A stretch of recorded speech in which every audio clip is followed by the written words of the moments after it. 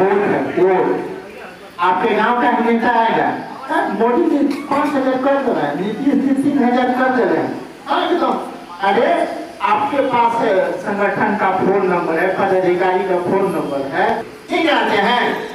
तो लड़ने आने वाले में हमारे श्यामा पाठ तिवारी बाबा थे, आज इसलिए उनकी कितनी देखिए हमारे सामने माँ बहन आके उनकी पुण्य तिथि उस पर कर्म अच्छा किए थे ना, गरीबों के लिए लगे थे ना।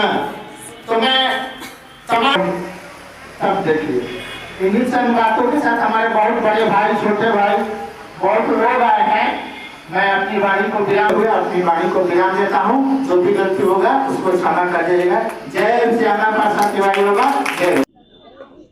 नमस्कार, हम हैं राजीव नगर के क्षेत्र में, राजीव नगर पटना के क्षेत्र में, और हम देख रहे हैं कि यहाँ पर काफ़ी संख्या में पूरे बिहार के जिलों से महिलाएं, पुरुष सभी लोग आए हैं।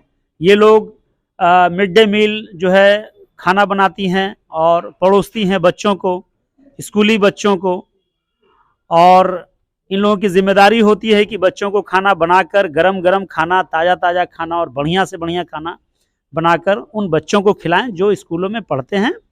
क्लास 8 तक ना, क्लास 8 तक के बच्चों को खिलाया जाता है।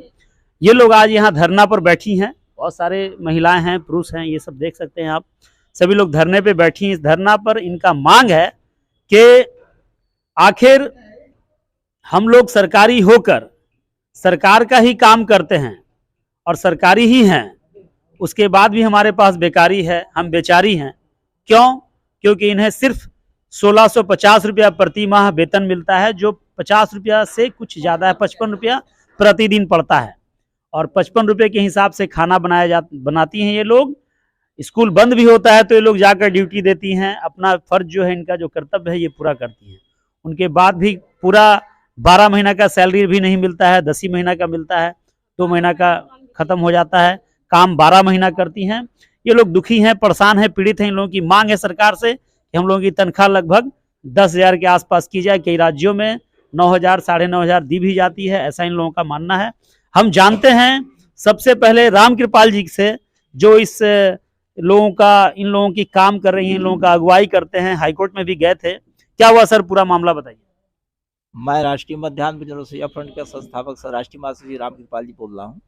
अभी हम लोग 15-16 नवंबर को यहाँ घेराव कराए थे गर्दनी बाग पटना में। काफ़ी रसोइया जुटी हुई थी और उसमें हमारी डायरेक्टर से बात हुई थी, शिक्षा सचिव से उसके बाद बात हुई, तो उन्होंने कहा कि हम रसोइयों का जो मामला है सरकार तक पहुँचा दिए हैं, और जो सरकार है आपके जो मानदेय का फैसला होना है सरकार को करना है, और जनवरी फरवरी तक फैसला शायद करने की बात कर रहे थे। तो अभी हम लोग आज फरवरी 2023 तो अभी हम लोग इंतजार कर रहे हैं, और आज बैठक बुलाई गई है, 2 दिवसीय कार्यकर्ताओं की बैठक है।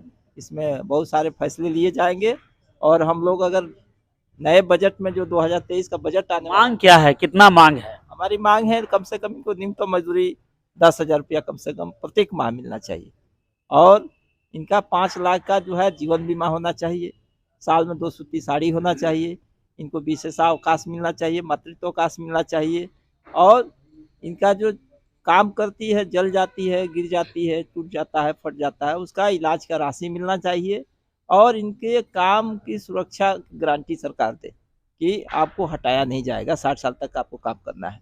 तो अभी सरकार किन राज्यों में जो है इनको, ये लोग जो हैं बनाती हैं खाना, रसोइयाँ जो हैं, उन्हें कितना मिल रहा है? अभी पंडिचेरी में 9,500 रुपया है। हरियाणा में अभी सरकार ने मई 2022 में वहाँ की राज्य सरकार ने 7,000 रुपया देना शुरू किया है। अभी आपके पड़ोसी राज्य यूपी में 2,000 है, पड़ोसी राज्य झारखंड में 2,000 है। अभी तो झारखंड की सरकार ने 12 महीने का फैसला ले लिया है, अभी आपका नवंबर से 12 महीने का वहाँ मिलेगा। बंगाल में 12 महीने का मिलता है। अभी केरल में चले जाइए 6,000 रुपये मिलता है।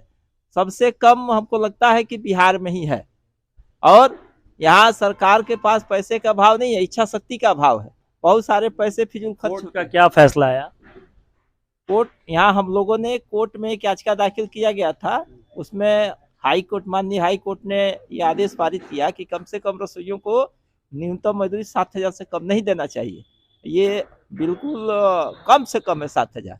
तो सरकार को नोटिफिकेशन भी हुआ है। अब सरकार देखिए क्या करती है। नया बजट आने वाला है 2023 का, अगर उसमें सरकार हमारी बातों को नहीं मानती है, 7,000 रुपया नहीं लागू घोषणा करती है, तो हम लोग 14 मार्च 2023 से अनिश्चितकालीन पूरे बिहार के मध्याह्न भोजन को ठप करके और सभी रसोईया धरना प्रदर्शन में बैठेगी, अपने बीआरसी को घेरेगी, अपने डीएम को घेरेगी और 27, 28, 29 मार्च को हम गर्दनी बाग में एक महापड़ाव आंदोलन करेंगे, जिसमें पूरे बिहार की रसोईया भाग लेंगे। चलिए, बहुत बहुत धन्यवाद। हमारे साथ महिला भी, इनसे भी थोड़ा जान लें। बताइए कि क्या है, आप लोग क्या चाहती हैं पूरा? सर, हम लोग रसोईया हैं और 2005 से हम लोग स्कूल में काम करते हैं।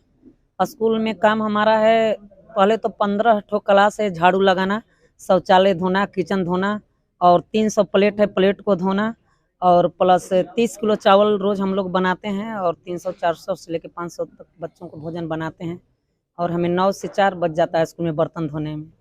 और सरकार हम लोग को इतना लाचार बेबस कर दी है कि इस ठंड के मौसम में 1 टन के लिए साल हम लोग नहीं खरीद पाते हैं। बच्चे हमारे 2 थे, ऐसे ही ठिठुर कर मर गए। रही बात पढ़ाई लिखाई की, तो हमारे बच्चे नहीं पढ़ पाए। सरकारी स्कूल का स्थिति इतना दयनीय हो गया है कि मास्टर लोग का तनख्वाह 1500 से 45,000 से 90,000 तक, 1.25 लाख तक हो गया है। लेकिन हम रसोइयों बहना का तनख्वाह 55 रुपया पर डे मजदूरी है। और सर, स्कूल में मास्टर कहाँ से आप आई हैं? सर, हम बक्सर जिला के निवासी हैं, राजपुर प्रखंड से। और मैं वहाँ के स्कूल में आप रसोइया का काम करते हैं? जी सहायक हैं। और सर, मैं BA पास महिला हूँ और मैं खाना बनाती हूँ। आप रसोइया का काम करते जी जी, पहले वैकल्पिक विद्यालय में टीचर थी, तो काम बंद कर दिया सरकार ने। कितना ही योजना है उसमें भाग लिए, लेकिन सर अब हम रसोइया हैं और सरकार को शर्म नहीं आ रही है कि हम महिलाओं के साथ कितना अत्याचार कर रही है। जबकि देखिए सर, 75% महिलाएं विधवा है। अगर हमारे मांग में सिंदूर होता तो हम 50 रुपये का नौकरी नहीं करते, और हस्बैंड मर गया तो हम प्रदेश में भी नहीं जा सकते। हम अपने गांव में ही जब रोजी रोटी मिला है तो हमारा मानदेय भी बढ़ना चाहिए था कि नहीं बढ़ना चाहिए? क्या है, छुट्टी वगैरह मिलता है? कभी छुट्टी नहीं मिलता है सर। अगर एक दिन छुट्टी हो गया तो मास्टर लोग टाइट होकर बोलता है कि कहाँ गई थी, ऐसे तैसे। लेकिन हम लोग का संगठन है तो हम लोग भी टाइट हैं। क्या नाम है आपका? सर, मेरा नाम कंचन कुंवर है और मैं प्राथमिक विद्यालय में रसोईया पद पर सहायक हूँ। एक रसोईया से हमने 3 दिन पहले भी पूछा था, तो उन्होंने भी मुझे बताया कि हमारे पति का एक्सपायर हो गया था और पति के एक्सपायर होने के बाद भी मुझे छुट्टी नहीं दी गई थी कि मुझे खाना ही बनाना है, मुझे कहीं नहीं जाना है, और इसके लिए हम बहुत विवश हो गए थे। उनका ऐसा कहना था, जो मुझे सोचकर बड़ा ताज्जुब हुआ कि किसी का पति एक्सपायर कर जाए और उसे छुट्टी नहीं मिलता है। बहुत देर के बाद और बहुत कोशिशों के बाद उसे छुट्टी दी गई थी कि ठीक है आप जाइए। हमारे साथ और भी महिला हैं, जाने की कोशिश करते हैं। आप बताइए मैडम, क्या आप भी रसोइया हैं? जी जी, मैं भी रसोईया हूँ। मैं कैमूर जिला से आई हूँ और मध्य विद्यालय जहानाबाद कुदरा की रसोईया हूँ। सबसे बड़ी दुख ये है कि सरकार तो जो 1500 1650 रुपया दे रही है, लेकिन वहाँ काम करने के लिए एकदम बेवश किया जा रहा है।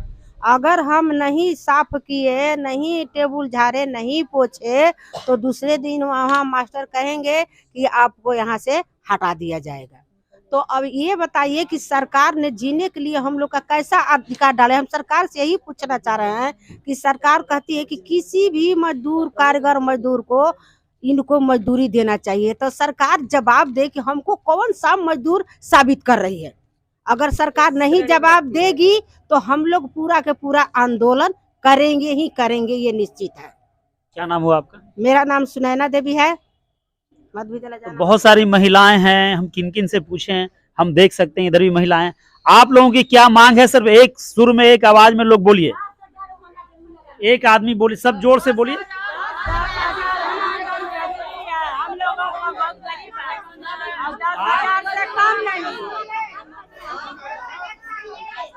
दस 3 बजे ड्यूटी करना है, 9 बजे से लेकर 3 बजे। 4 मास्टर ड्यूटी का करना, रसोईया करना है। ये दिखाइए, आप नहीं जाने दो, छुट्टी नहीं देना। हमको काहे नहीं छुट्टी देना? हम लोग अपनी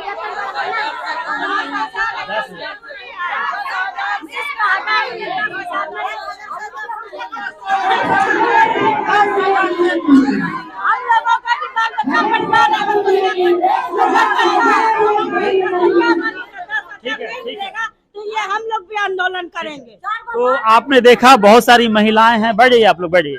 बहुत सारी महिलाएं हैं, पुरुष भी रसोईया हैं और सबकी ये मांग है कि हम लोग मजदूर हैं, किस श्रेणी के मजदूर हैं, क्या हमारा काम है, सिर्फ काम ही करते रहना है, कोई छुट्टी नहीं, कुछ भी नहीं, और तनख्वाह भी पूरी नहीं है। तो हम लोग चाहते हैं कि 10,000 कम से कम हम लोगों को मिले, ताकि हम लोग अपना जीवन यापन कुछ ढंग से कर पाए इस महंगाई के दौर में, इस व्यवस्था के दौर में, जहां 55 रुपये में सही से एक झोला सब्जी भी नहीं हो पाता है, आलू प्याज और सब्जी भी नहीं ले पाते हैं प्रतिदिन। वहां हम 55 रुपये में अपने पूरे परिवार को कैसे चलाएंगे, छोटे छोटे बच्चों को कैसे चलाएंगे। सिर्फ खाना खिलाना ही जीवन नहीं है, इसके साथ और भी बहुत सारी जीवन है, दवाई है, पढ़ाई है, और भी बहुत सारी चीज़ें हैं। मैं आदम परवेज़, देश की आवाज़ के लिए, पटना से।